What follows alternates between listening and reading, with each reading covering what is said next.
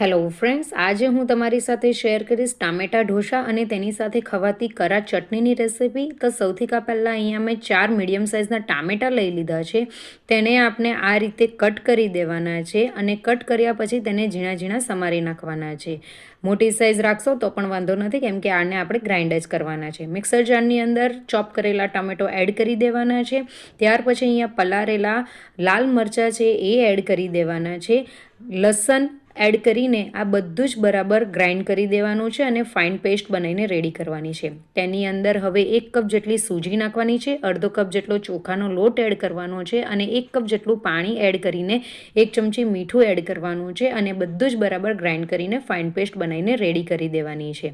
આ રીતની fine paste બનાવીને રેડી થઈ જાય પછી તેને બીજા બોલમાં કાઢી લેવાનું છે અને 1 કપ જેટલું પાણી મિક્સર જારની અંદર એડ કરીને એ પાણી આપણે આ મિક્સિંગ બોલમાં એડ કરી દેવાનું છે. ત્યાર પછી ઉપરથી 1 ચમચી કાશ્મીરી લાલ મરચું એડ કરવાનું છે. ત્યાર પછી આ બધું જ બરાબર મિક્સ કરી દેવાનું છે અને તેને 15 મિનિટ માટે રેસ્ટ આપવાનો છે. ત્યાર સુધી આપણે ચટણી બનાવીને રેડી કરવાની છે. તો તેલની અંદર અડદની દાળ, ચણાની દાળ એડ કરવાની છે અને તેને સાંતળી લેવાનું છે. ત્યાર પછી તેની અંદર ચોપ કરેલા કાંદા, ચોપ કરેલા ટામેટો એડ કરવાના છે. ત્યાર પછી તેની અંદર લાલ મરચું, આમલી અને લસણ એડ કરવાનું છે અને મીઠું એડ કરવાનું છે. આ બધું જ બરાબર મિક્સ કરીને સાંતળી લેવાનું છે અને ટામેટો ચડે નહીં ત્યાર સુધી તેને સાંતળી લેવાનું છે. ત્યાર પછી બધું બરાબર ઠંડુ કરી દેવાનું છે. ઠંડુ કર્યા પછી તેને મિક્સિંગ જારની અંદર એડ કરી દેવાનું છે અને અડધો કપ જેટલું પાણી એડ કરી દેવાનું છે અને તેને ગ્રાઇન્ડ કરી દેવાનું છે. ત્યાર પછી તેની આ રીતની પેસ્ટ રેડી કરવાની છે.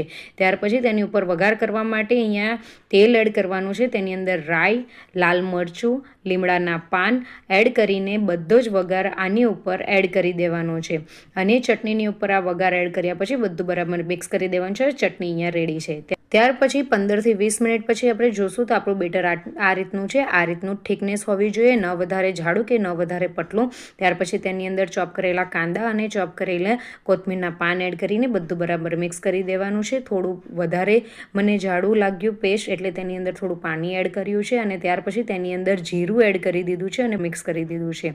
ત્યાર પછી નોનસ્ટિક તવાની ઉપર આ રીતે તેલને સ્પ્રેડ કરી દેવાનું છે અને એક વાટકી લઈ લેવાની છે અને આ રીતે આપણે ઢોસાનું જે બેટર છે એને આ રીતે સ્પ્રેડ કરવાનું છે. ત્યાર પછી તેની ઉપર આપણે તેલ ગ્રીસ કરી દેવાનું છે અને ત્યાર પછી હલકે હાથે તેને થવા દેવાનું છે અને હલકે હાથે આ રીતે તેને ઉખાડી લેવાનું છે. ખૂબ જ ફટાફટ ઉખડી જશે.